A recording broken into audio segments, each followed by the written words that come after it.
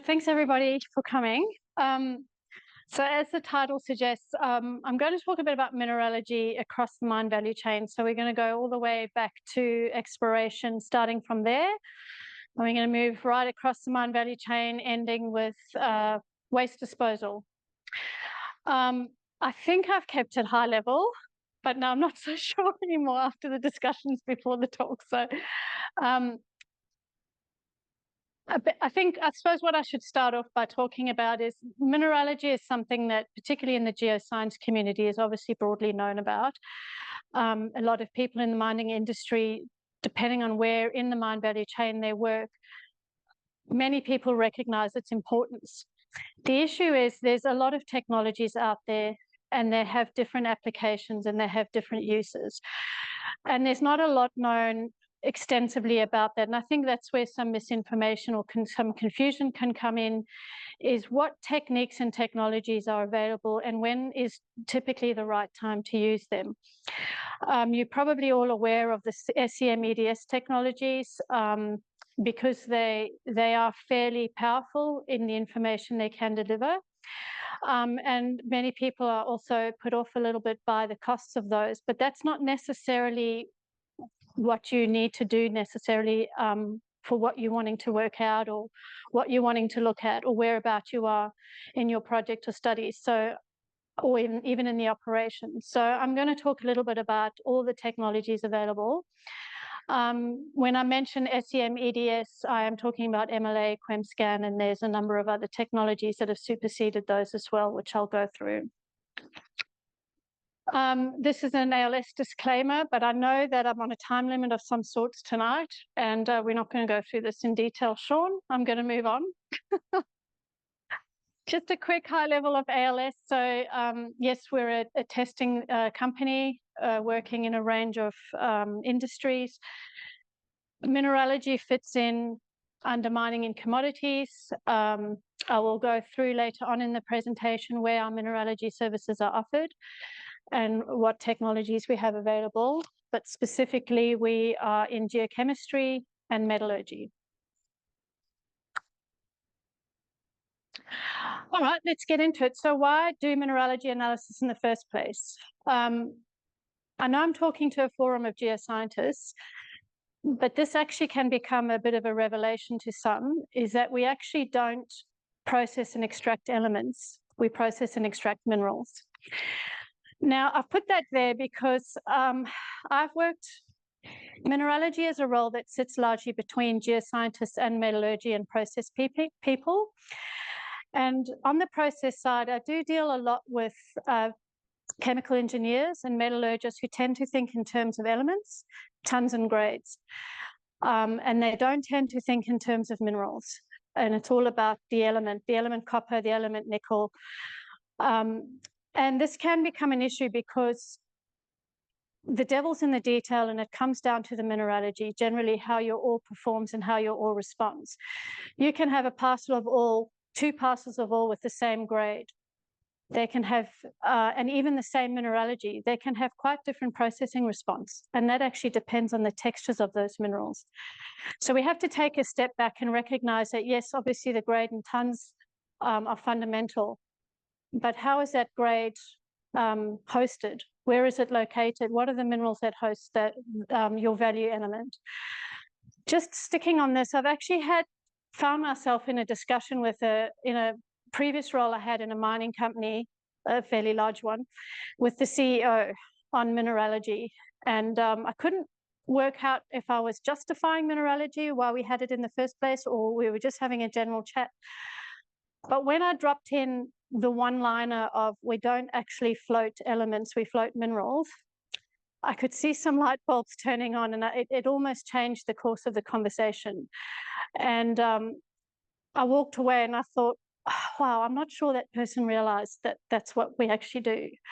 And I felt pretty certain mineralogy was safe after that. So again, talking to geologists, so I won't go into too much detail, but these are the minerals that host our major economic metals or elements that we found ourselves processing. I'll just make a note of these ones here, often forgotten about and catch catch us out at the end.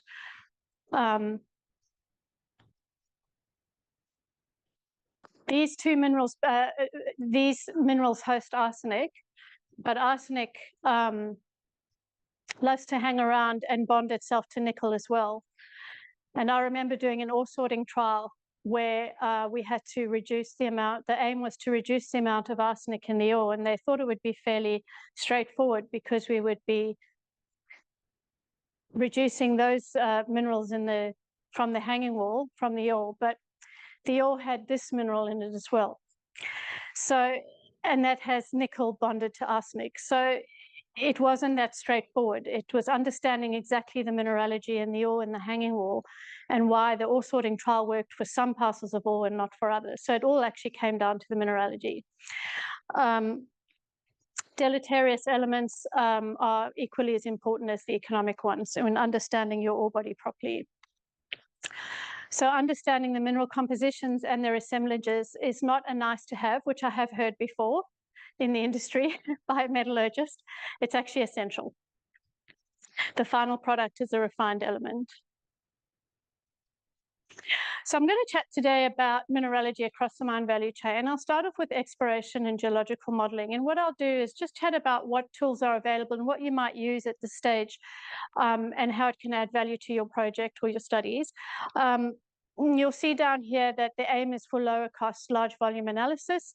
Certainly at this stage, you're not hand-picking selected samples for detailed analysis. You're trying to get a large picture.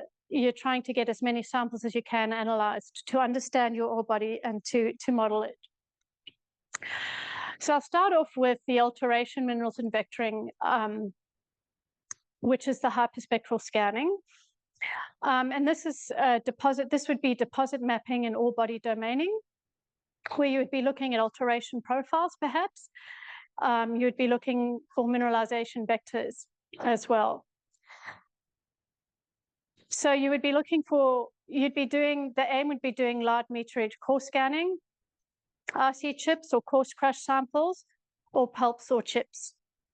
Now, I've put an example there, Terra Core, Terra Spec, so I'll talk a little bit more about those coming up.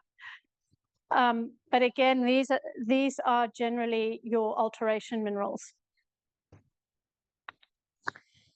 So like I said, I'll go through them, but I will talk a little bit more about them. At this point, you're also looking to do quantitative bulk modal mineralogy, so your lithogeochemistry and your lithological domaining. So options, obviously everybody is well aware that you can do your multi-element assays, but I'm going to talk a little bit about some of the actual mineralogical analyses you can do at this point that is in keeping with the low, and I put lower cost there as in not low cost, but lower cost, large volume of analyses. I have highlighted SEM-EDS only because anything that goes for SEM-EDS cannot be pulverized. I don't know of any scenario where you would get value out of an SEM analysis where you've pulverized your material. Willing to be challenged on that one. However, what I will highlight is for this kind of analyses, in most cases, the pulverized sample will be adequate. And I have given an example is we do work for one particular company where in the exploration stage where they are concerned about rutile purity, and we analyze that in the SEM-EDS. That's one of the analysis we do, which isn't going to, the question won't be answered with any of the other techniques. But generally, SEM-EDS doesn't normally come in at this stage, but of course it does depend on what you're doing. Also at this point, its rock classification becomes important, what your rock types are and your features, your geological features, your fault zones, etc., because generally the mineralogy around those are different. Looking ideally, not something that is considered all the time, but I would like to see it considered more, is not only understanding your mineralogy at this point, but your broad or large scale rock textures. Because what I'll go into later is how important texture is in mineralogy. It's fundamental in how your ore actually processes and responds in the processing circuit.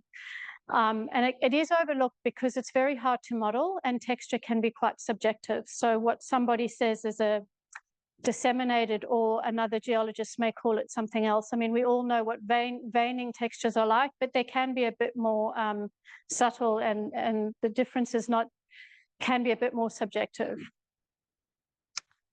And then pathfinder minerals and microtextures are also important at this point, depending on what it is you are exploring for. So you'll all be familiar with conventional drill core logging. I've put in mineral mapping at this point and petrography. I've made mention of an instrument called a micro XRF Amex, which I will talk a little bit more about in the next few slides. What I will say at this point is assays go a very long way, as you well know. And between assays and high imaging core scanning from actual images, not necessarily the mapping of the alteration phases, but just the images alone. Consulting arms like, for example, ALS has geoanalytics. They're becoming quite clever with their machine learning and AI in being able to develop models specifically for ore bodies, where they take the multi-element assays and they take the core scan imagery and any other data that's available. Of course, if there is the hyperspectral scanning or, for example, FTIR or any SEM data, if it's available, and they can develop really good models in calculating a certain amount of mineralogy just from the assays. So this is something that's been extremely difficult to do in the past because assays, you know, it's just the elements. You don't necessarily know what minerals those elements are deposited in, but they're now starting to develop machine learning models to do that. Now, I don't know a lot about that, so any detailed questions I will send off to the geoanalytics team. So just starting off from the top on the hyperspectral core imaging. This operates in visible near infrared and shortwave infrared. And by that I mean it generally, in these two infrared wavelengths, can only see your alteration phases, being your clays, your micas, your carbonates, and some of your oxides. Now, this may or may not be important. It depends on your ore body, and it depends if alteration phases are a signature that are important to you and that you need to understand their distribution and you need to understand whereabout they are in your logs. I will just say that TerraCore can be configured for long wave, which is actually good for identifying silicates, such as the fundamental rock-forming minerals, such as quartz, feldspars, and even epidotes. I believe this is specific to TerraCore. So between the short wave, the visible near wave, and the long wave, you can actually get full spectrum logging from that. And you can get mineralogy of many of the minerals in the rocks with this technology in particular, sorry. TerraCore combines your spectral data with your high resolution RGB imagery for essentially spatial mineral mapping. This word is really important, the spatial relevance, you know, how your mineralogy looks in space, three-dimensional space, is particularly important. And this carries through right through the studies phase and even at the operational stage is, you know, ore bodies, and I'll go through this in a bit more detail, ore bodies are not homogeneous. They're heterogeneous and they change and they vary depending where you are in the ore body. So understanding your mineralogy and how it varies across an ore body is fundamental, because if you don't, it will likely catch you out later on. The hyperspectral core imaging technologies, I think they all offer automated data processing, which they can generate your spatial alteration profiles fairly quickly. And like I said, depending on what mineralogy, if you have a lot of alteration signatures in your ore body, this may or may not be suitable for you. The TerraSpec is a mobile, smaller unit. I'll go through this one really quickly. It also operates in VNIR and SWIR. Again, it's this unit particularly is restricted to the alteration minerals. It cannot read your fundamental rock-forming minerals, quartz, feldspars, sulfides, etc. It can be portable or used in the field, but it's more commonly a lab-based, and the samples are brought to it crushed material. I have used one of these machines. It's very rapid data collection, but there is no imaging with this system. Okay, so if you remember, if I just go back to this stage where I'm talking about quantitative bulk modal mineralogy and what options you have here, I'm finding a lot of people only know the SEM-EDS, which gives you very detailed quantitative bulk modal mineralogy at a low detection level. But the power of an SEM isn't actually your bulk modal mineralogy. It's your it's your quantitative textural information that comes out of that.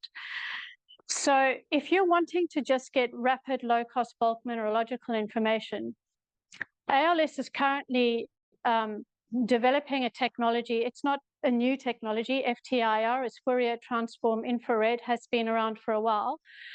But the product at ALS is FTIR-Min. So it operates in the mid-infrared range, and it actually can identify most common minerals, including the silicates, carbonates, sulfates, phyllosilicates, and even some sulfides. So every mineral has a different molecular structure, and it absorbs infrared at a specific, differently, and that creates a signature.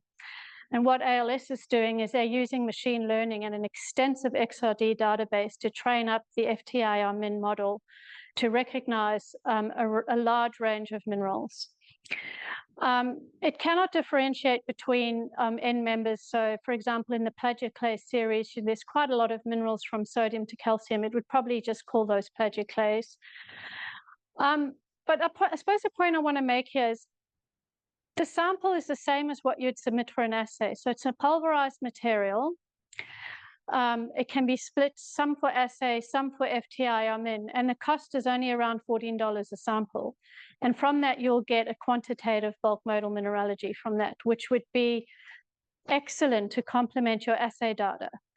I can't understand why technology is not widely used on a large scale, because this unlocks the mystery of what minerals are your elements locked in. Yes, we can outsource to maths boffins and try and calculate our mineralogy from our assay, or we can send a lot of samples for SEM and XRD, and the costs start racking up.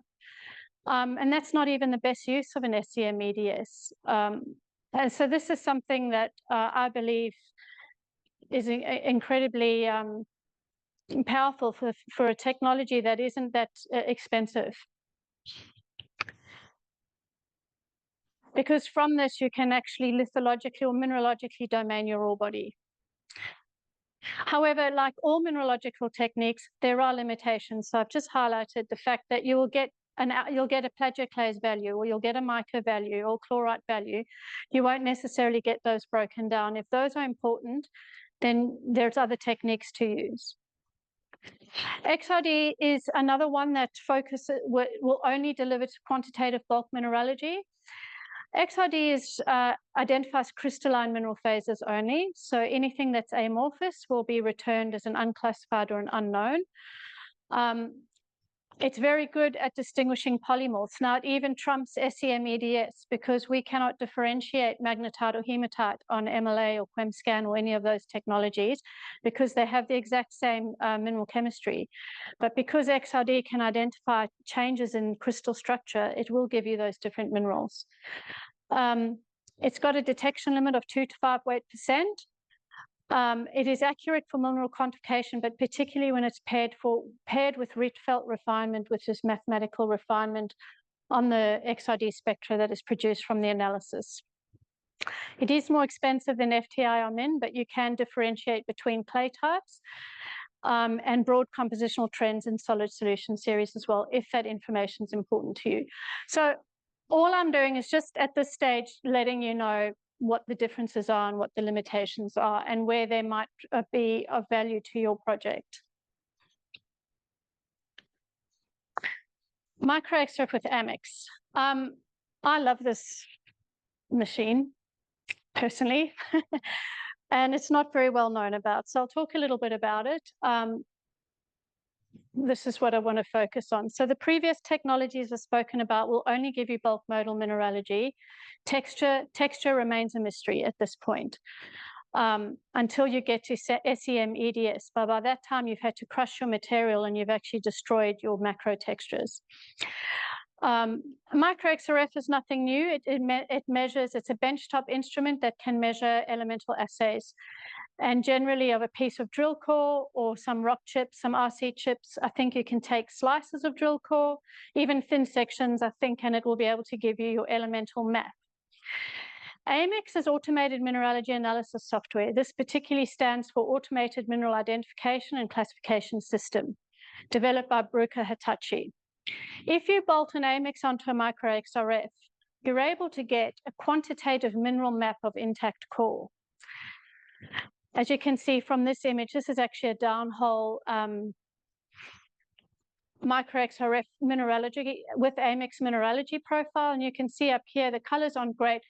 That brown up there is not chalcopyrite, they wish. That brown up there is clay.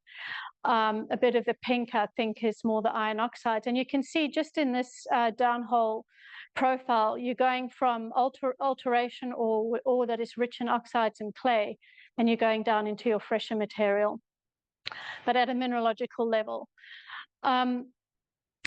So what you can get, but I think what's particularly powerful from this is, first of all, you would be looking now at reducing your sampling and being a bit more selective in what you send for analysis. So when you're doing assays or even FTIR-min, you can be quite voluminous with how much you analyze because it is a lot cheaper. You'd be starting to get a bit more selective and trying to understand textures of certain parts of your drill core or drill core intercepts. Because what you would do is the micro XRF AMX would produce beautiful mineral maps of intact core or chips.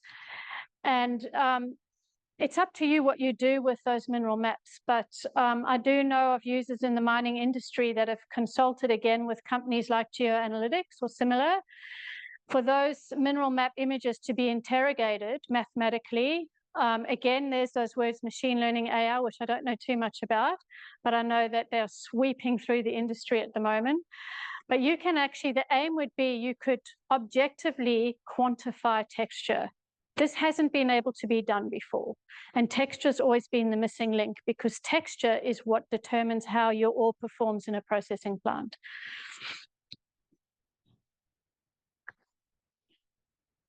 Micro XRF, that's what the instrument looks like. It's benchtop. It's nothing new. Bruker have developed it originally for producing an elemental map of a piece of intact core. If you bolt the AMX on, it'll give you a mineralogy map. What you do with those images is up to you, but I do know there's mining companies out there being quite creative with those images with the ultimate aim of getting a value into a block model to understand texture, because texture can be very subjective. There's a lot of logos here. Bruker Hitachi actually own the IP. They've developed both the XRF and the AMX. NewSpec is an agent in Australia. NewSpec have purchased Portable Spectral Services who actually offer the service commercially. So I'll leave that there for exploration and geology and modeling. So I've gone through a few of the mineralogical techniques available. You may not find that you would use all of them. You may use some of them depending on what it is you wish to understand. Let's go on to studies. Ore deposit knowledge, ore body knowledge, geometallurgy. These terms are sort of spoken about. They all generally mean the same thing. I prefer ore body knowledge. I prefer ore deposit knowledge. Geometallurgy can be a bit more geology, metallurgy only, but there is more to understanding an ore body than just the geology and metallurgical processing, such as the waste disposal and storage is just as important as everything else. So at this stage in your studies, PFS, FS, your aim is de-risking the ore body and maximizing your value. So what level of financial and operational risk are you willing to tolerate? So you have your ore body, you have a decent geological model, you have a resource model. What do you know about that? How do you know, how does it process? You know, when you stick it through a flotation circuit, what's going to happen? As I said before, ore bodies are not homogeneous, they're heterogeneous. So will the money spent on a comprehensive ore deposit knowledge test work program be greater than the losses incurred from not understanding your ore body? I'm willing to bet all of you a drink, never, ever will the money you spend on an ore deposit knowledge program ever outweigh the risk of not understanding what happens. And some mining companies have been caught out terribly by not doing their deposit knowledge. And that's because of ore variability. You can't reduce variability in an ore body, but you can understand it, and you can develop mining and processing strategies to manage it. So ore bodies are variable. You can have the same grade in two different parts of the ore body. They have two different responses. You can even have the same mineralogy, and they have two different responses. And that's because the texture. I'm working on a project at the moment. The dominant host for copper is chalcopyrite across the entire ore body. The grain size distribution varies so much, there's no way those two parcels of ore that I've identified different populations, there's no way they'll process the same, because texturally it's so different. So that's the kind of information you're chasing down in the study stage. At a high level with studies, I'll go more into the mineralogy. Ore deposit knowledge, a decent ore deposit knowledge program. We'll just highlight this part down here, and then I'll talk a bit about that later. Collaboration is key. The mining industry still is very siloed. Geos tend not to talk to metallurgists who don't talk to, no one likes mine planning, so no one talks to them.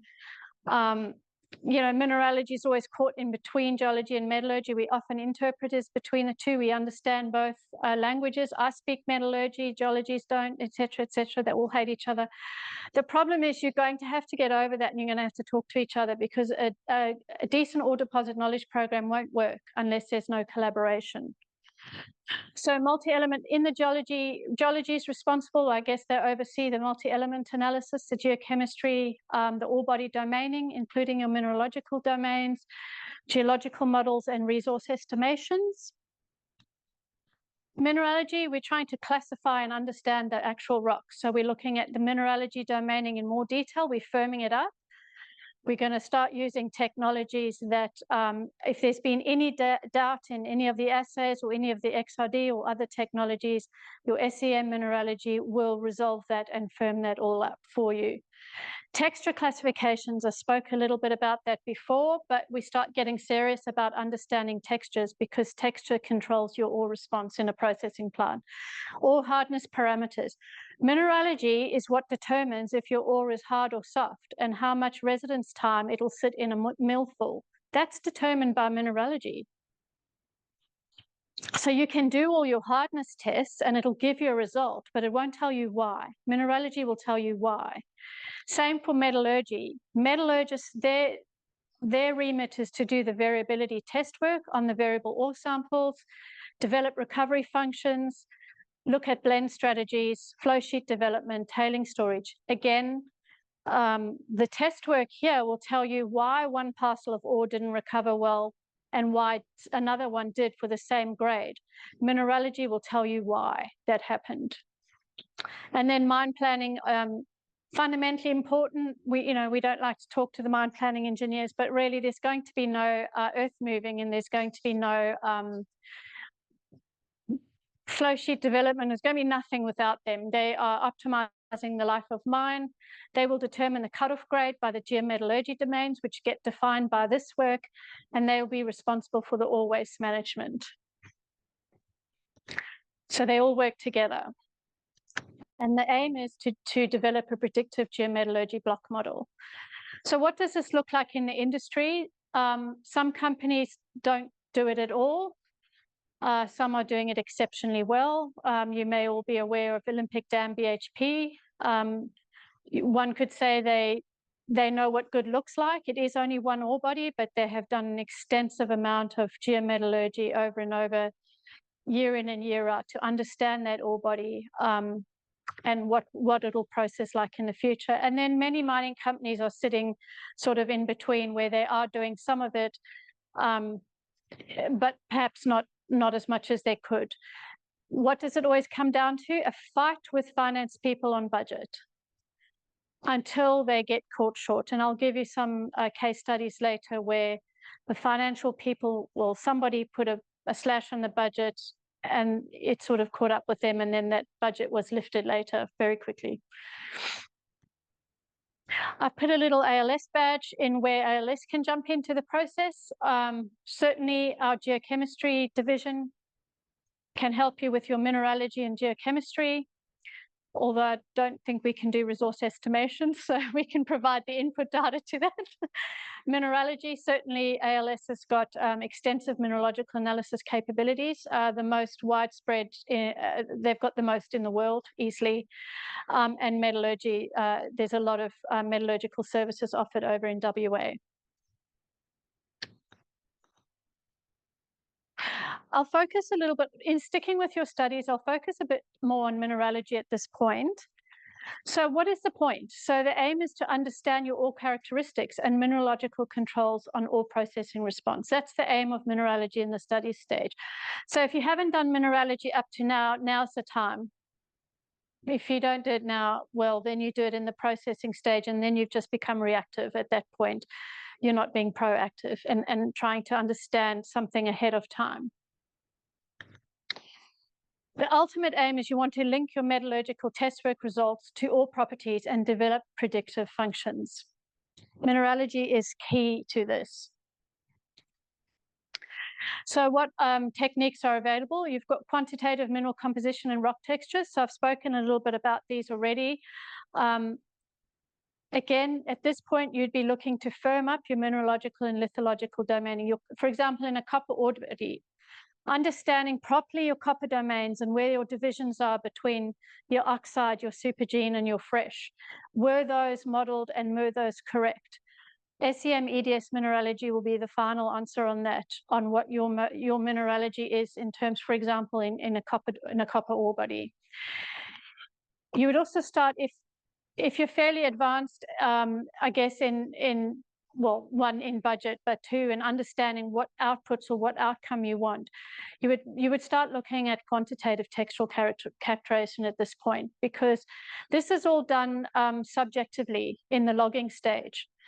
There's an opportunity with the right samples to measure them, for example, with an micro-X of XRF with Amex, to actually objectively classify your textures and understand textural variation in ore body, but also produce inputs for a model, which is the missing link. These technologies I've mentioned before are focused on mineralogical composition. Down here is composition and texture. Of course, SEM-EDS can do texture as well. So that brings me on to the SEM-EDS section of the talk, is quantitative ore characterization, low mineral detective. So up here, it's composition and sort of macro textures. Here, we're looking at the micron scale. The devil is in the detail.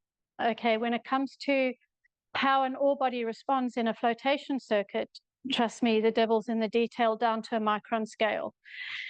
And your SEM-EDS technologies will help you resolve and do a full quantitative ore characterization for you at this point. So your whole rock mineral compositions, your key element deportments, micro texture data. So we're looking at the micron scale, grain size, mineral associations, mineral locking, liberation, down at a micron scale.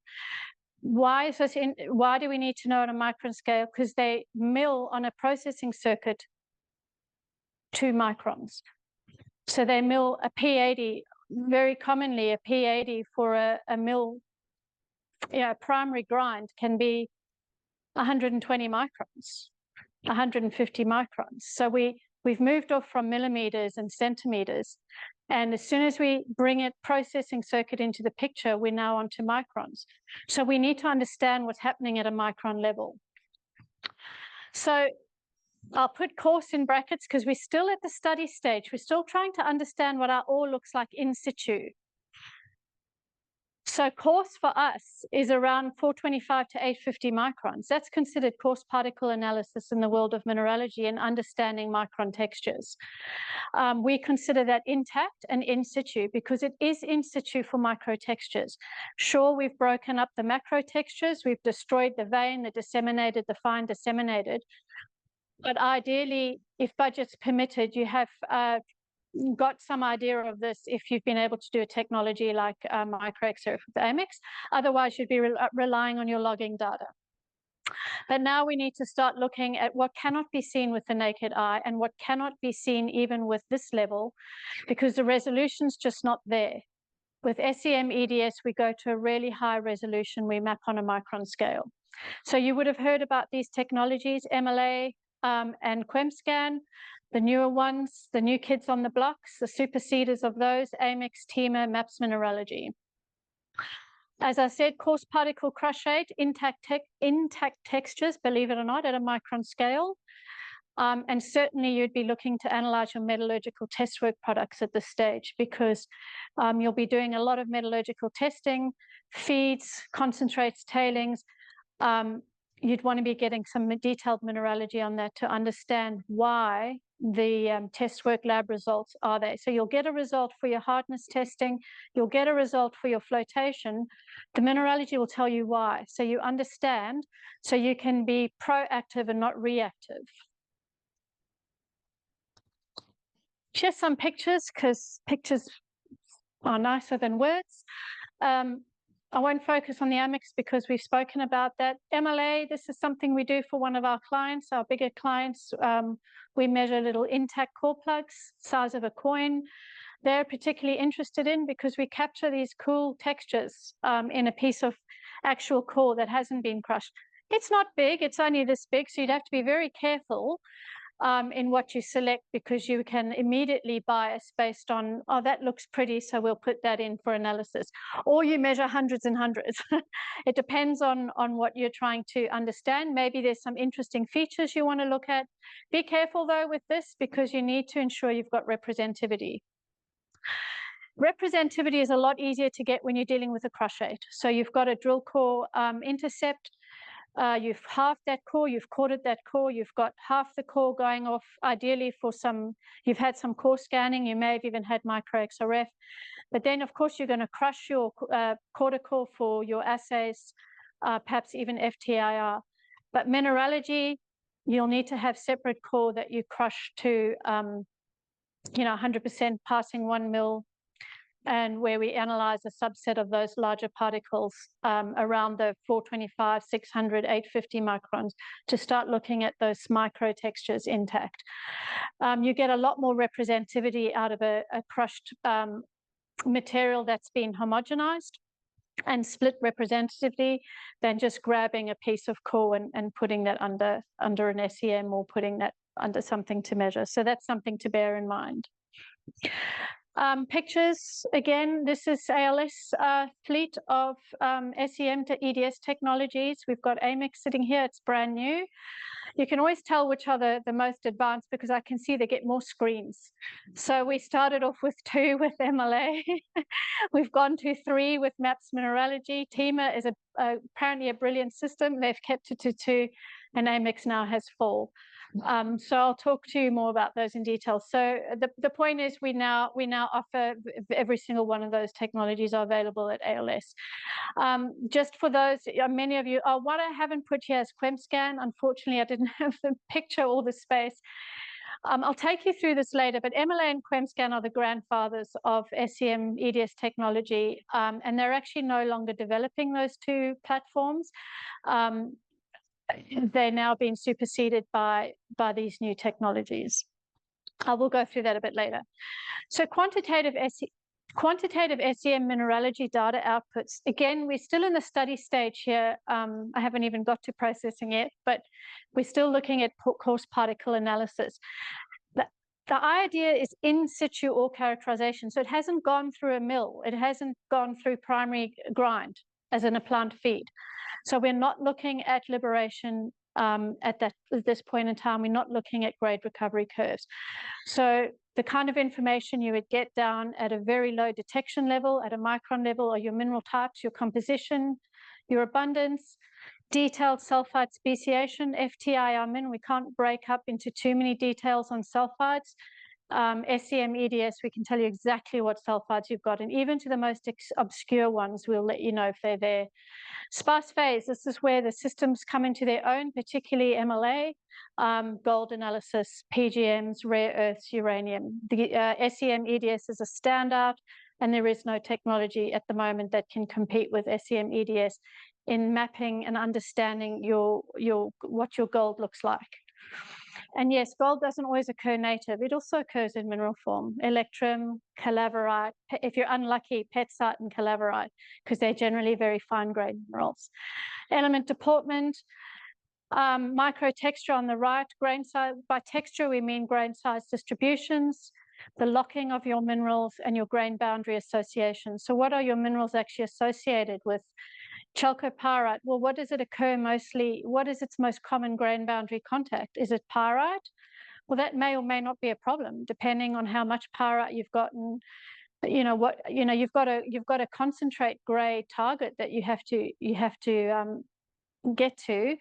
And pyrite is a mineral that floats naturally. And if all your chalcopyrite's associated with pyrite, which it often is, you've got to find a way to liberate that, or you'll float all your pyrite as well.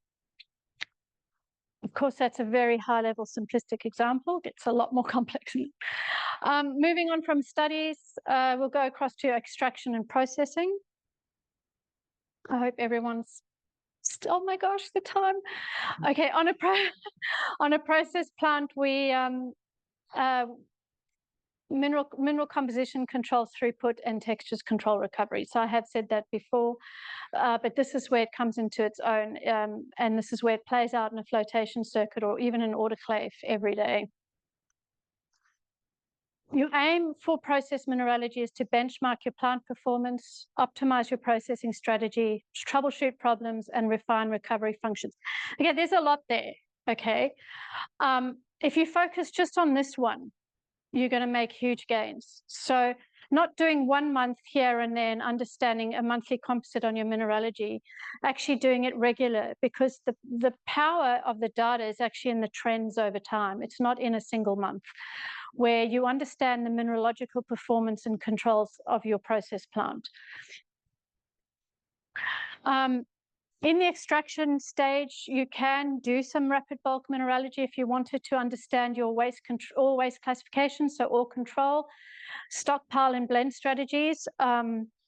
This would be geomet essentially at a tactical level, where you're zooming in on a shorter time frame, perhaps 2 to 3 months.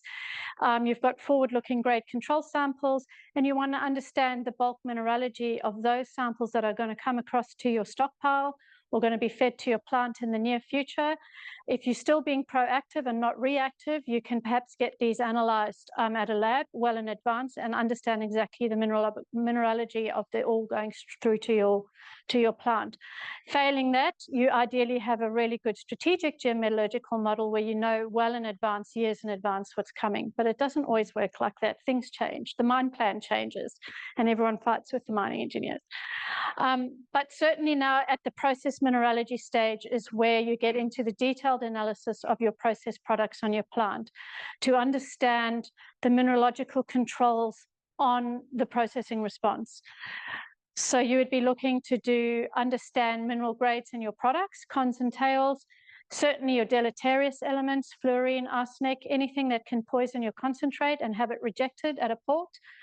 Mineralogical controls and recovery. This always comes down to liberation and texture.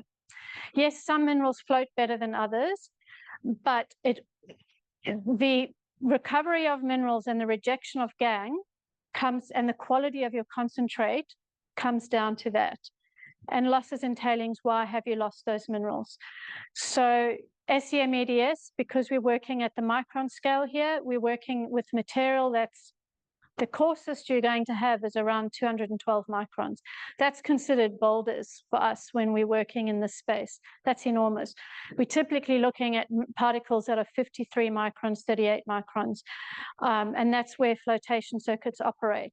Too fine and they start to have trouble with their mechanisms, their flotation circuits become unstable, and then too coarse, and you're losing your value element because you haven't liberated your material properly. So these are the kind of products you would look at. Just some images taken off SEM EDS. This is MLA. Both of these are MLA. That's a copper ore. This has particularly simplified mineralogy. It can be simplified if that's what the end user wants. It can be as detailed as you like. And that's MAPS mineralogy, MLA, and this is coal. A lot of people, and particularly in Queensland, it's worthwhile mentioning that we can actually measure coal on an MLA system, and we can measure it quite well. What most people want to know about in the coal industry is not the coal itself, but the impurities associated with the coal, what they would call ash, and we can map and quantify that ash in your coal. So this is the same table as before. On the process plant, what will quantitative SEM data outputs look like? It's the same, but I've put these in mineral liberation by free surface and particle composition, and theoretical grade recovery curves. Free surface liberation is actually what's available for bubble attachment in a float circuit. So it becomes one of the most important outputs we can do in a mineralogy report for flotation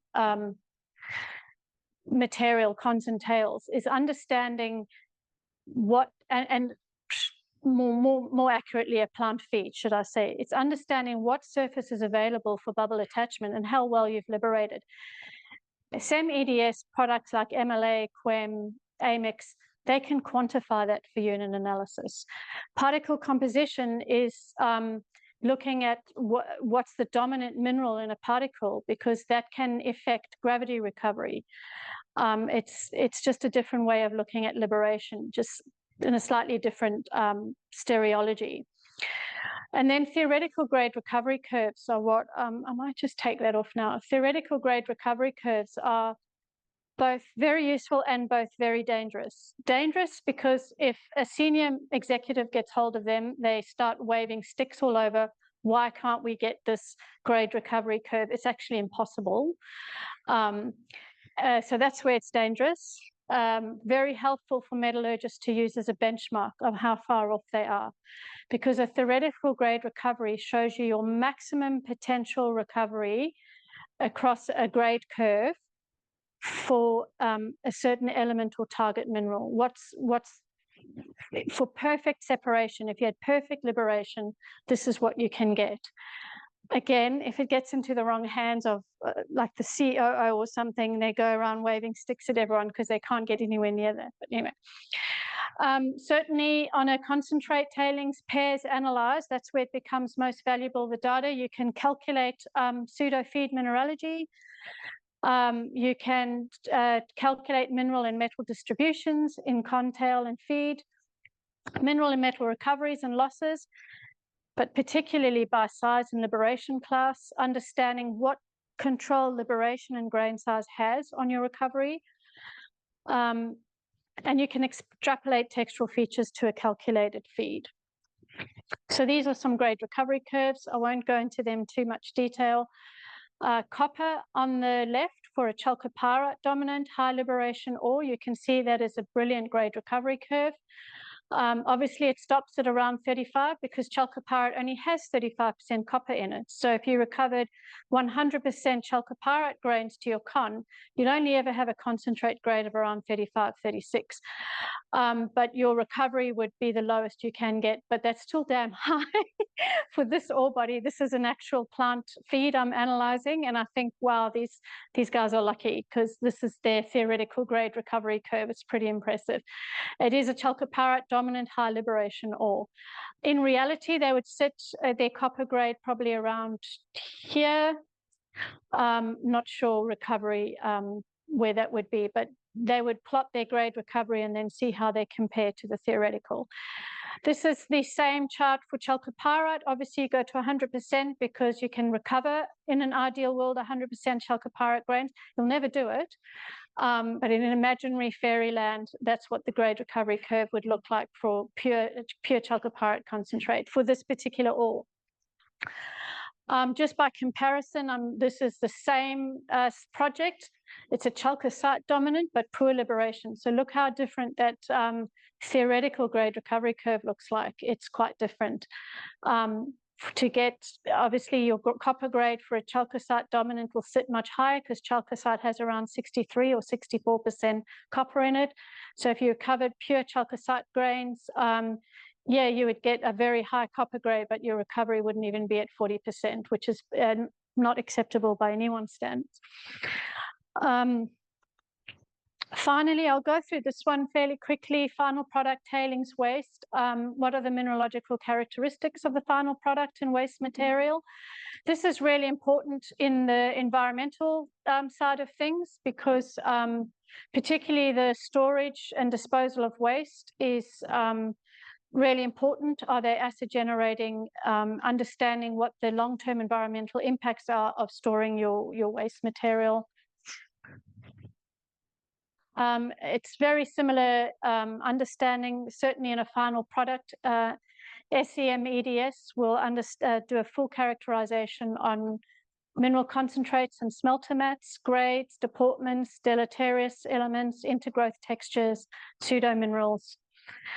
And waste tailings, characterizing economic minerals. Why have they been lost to tail?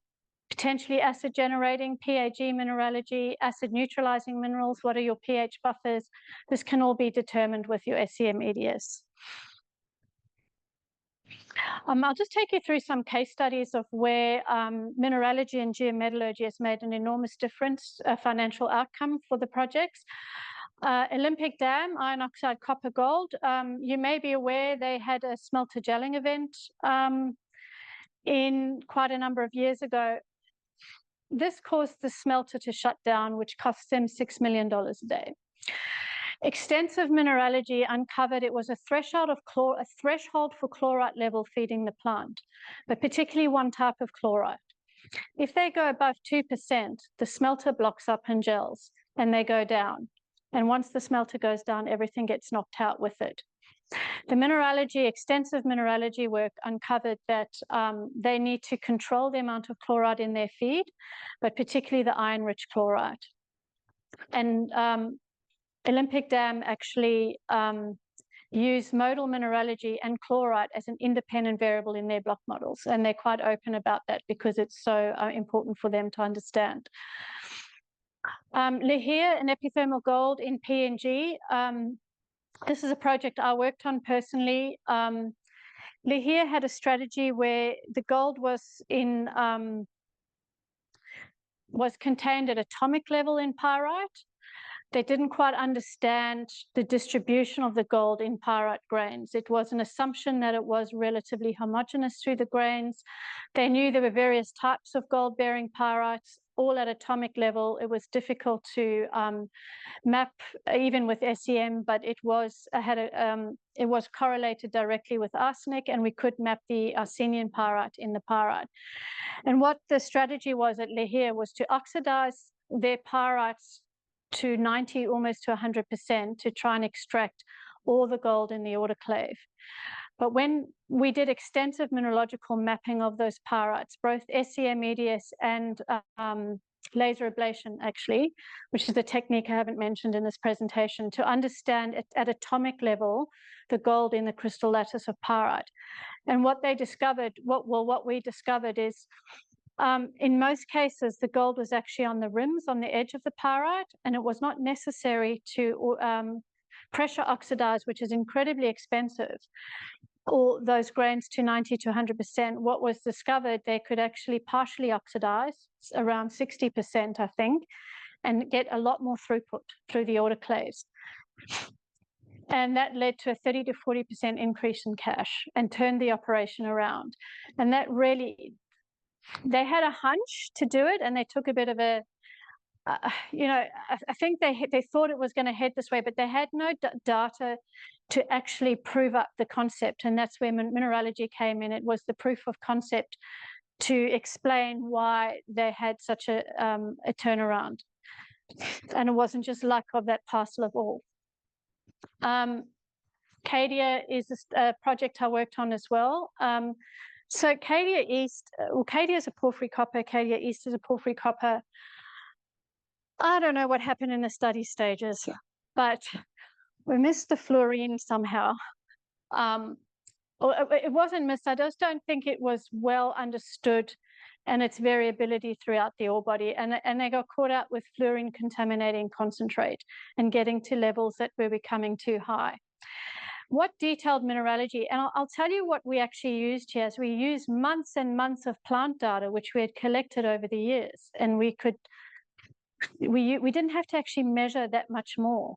We were able to use existing data and measure additional samples to sort of crack the fluorine issue. And what they discovered was a lot of 60% of the fluorine. I spoke to the metallurgist about this the other day, and he confirmed 60% of the fluorine in the concentrate was coming up in entrainment, in liberated gangue minerals that didn't need to be there. So mica is a big carrier of fluorine, minerals like apatite, fluorite.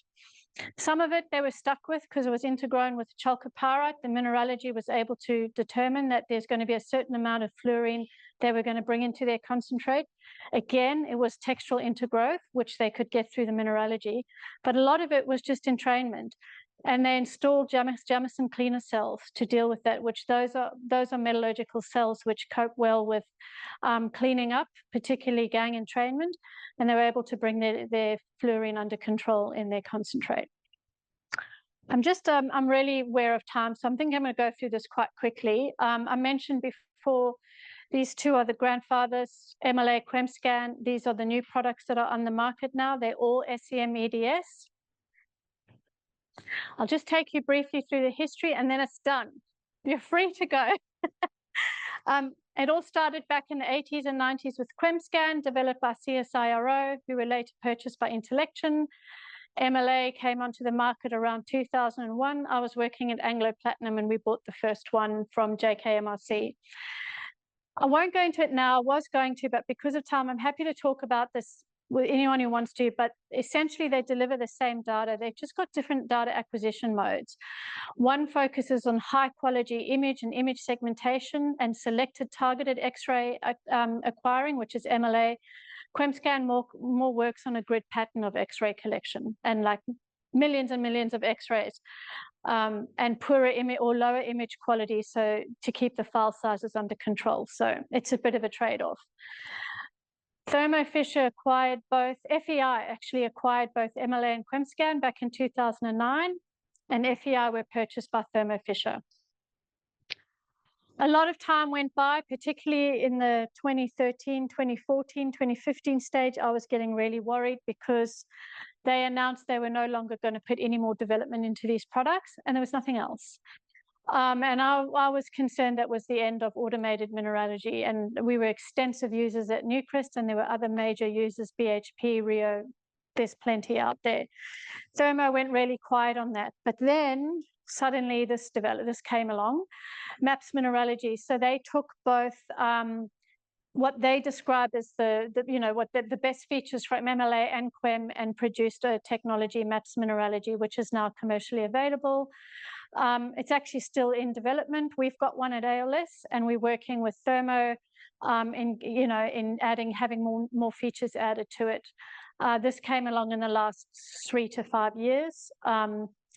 But while that was happening, a small group of people broke away from Intellection after they were acquired by Thermo. They didn't stay on with Thermo, and they broke away and developed TEMA, which is a superseding technology to QuemScan.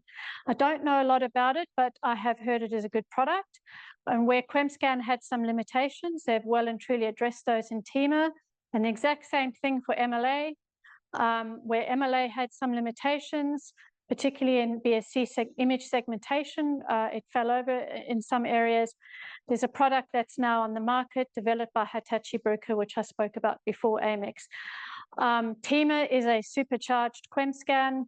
Amex is a supercharged MLA.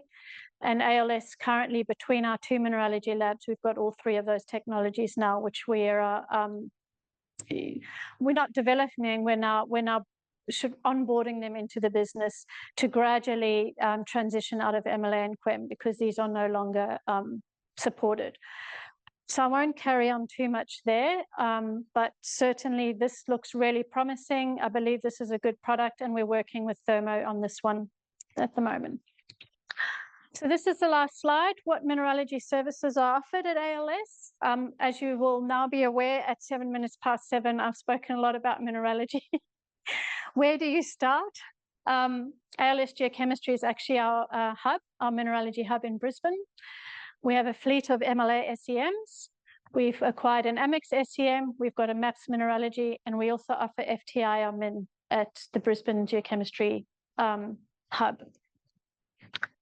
We are gradually going to change the MLA SEMs out. We're working on that at the moment. It's a slow process. We have to sort of bleed one off at a time kind of thing, because we still have all our major clients who want their data. So ALS Geochemistry Global offers TerraCore and TerraSpec. They partnered with them, so that's a technology that can be delivered through ALS.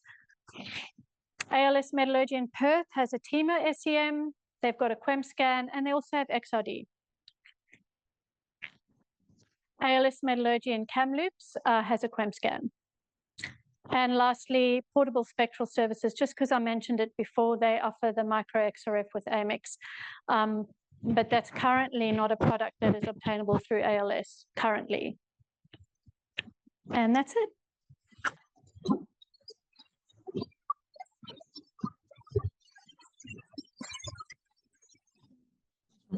I'm sure just here, and I'm sure there are questions, and it looks like there's one here.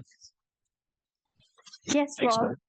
that was a really excellent talk. Thank you. I think a few tech talks, and usually they're not as riveting. Everyone's sort of fidgeting around. Everyone was just focused and hanging on every word that you said. Thank you. Really excellent presentation, and it was thoroughly engaging and a massive turnout. So well done to you for bringing in the crowds. Thank you. Thank you.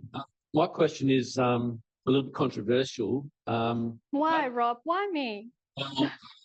My dad, who I grew up with, he was a geologist, and we talked about rocks when I was a little kid and blah, blah, blah.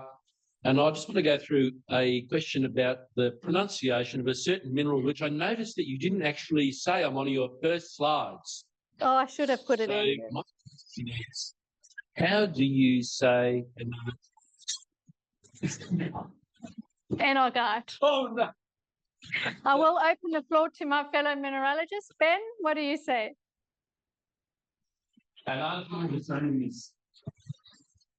First of all, enargite is a copper arsenic sulfide mineral, and enargite has caught telfer operations out nicely. So has tenantite caught that operation out. Okay. They get the copper out of that. Yeah, because you get the arsenic with it.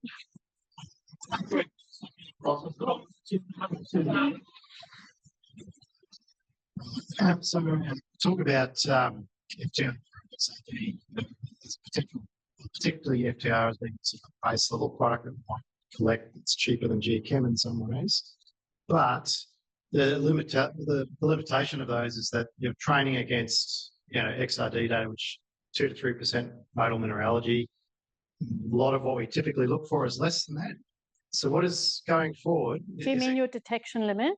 Yeah, you're training models against XRD, which has a limitation on its detection. Yeah. Now, I understand that. I get that. Like looking for the devil. Yeah, yeah. So is it going to, do you see something changing in the mineral quantification side to improve those numbers, or is there, what is the data set that we should really focus on to make sure we're going to set? Look, ideally, where's Mark? He's around. I will start talking, Mark, and then I need you to jump in. I ideally think it should be trained off SEM, EDS, but you can't, they need thousands of data points to do that. We are developing an FTIR-Min model for a certain client for which we have existing SEM EDS data. So it'll be trained off that, because that does deliver the lower detection for those sulfide phases. Failing that, training on XRD, I believe, will keep the limitation there to major rock-forming minerals, which XRD is fairly comfortable with. But I'll hand over to Mark now, because I believe it can do sulfides, and I'm actually not 100% sure how it's training off the sulfides. What are you doing, Mark?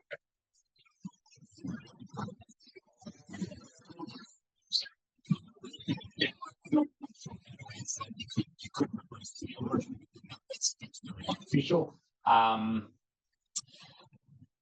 As Miree said, going with an SEM-based product is ideal, but you know, it costs a lot, and there's less of that data out there. A lot more companies would use XRD because the cost of entry there is in the order of $300 and something, depending on what you're getting, whereas SEM-based things cost a bit more than that.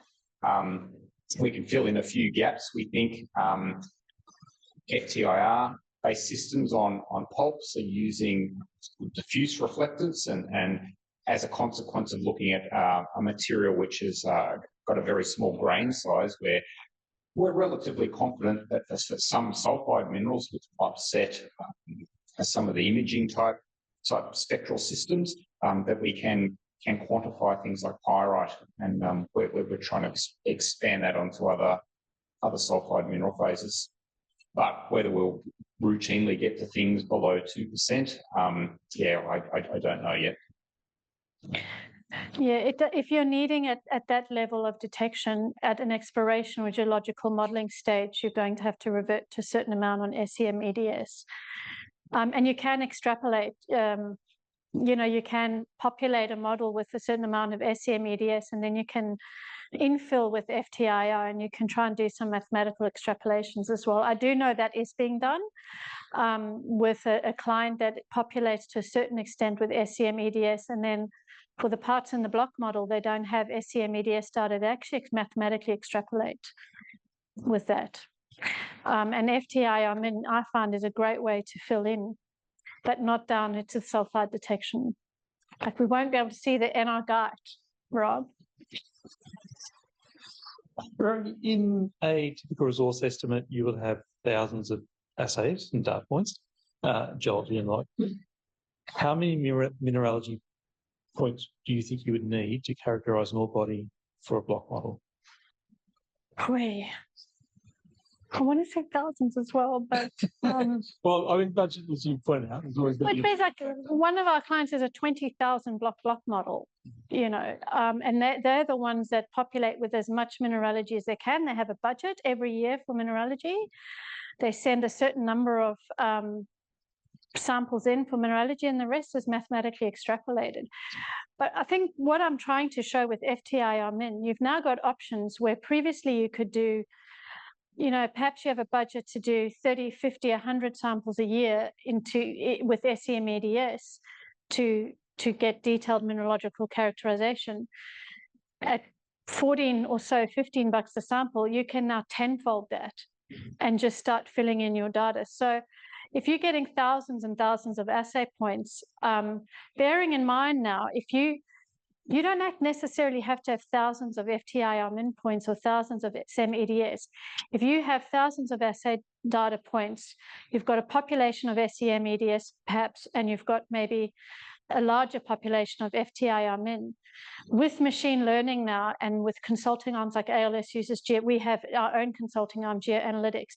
They can now use those with all core imagery and give you a mineralogy profile across your whole ore body. But they will train it specifically on your ore. They won't produce a model that can be applied.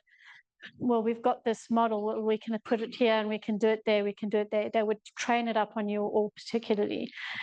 So there's lots that can now be done in the extrapolation space or the predictive space because of AI and machine learning. So I would say that in an ideal world, for every assay sample you do, grab an FTIR-Min, just double the budget, but I know that's not possible. You can maybe halve that and do half that budget on something like FTIR-Min, then SEM, and then bring that data all together. Any other questions? We don't have any from home. Anyone else here? You've obviously done a magnificent job. Thank you. Jamming it all into their heads because I have no more questions. So thanks very much, Miree.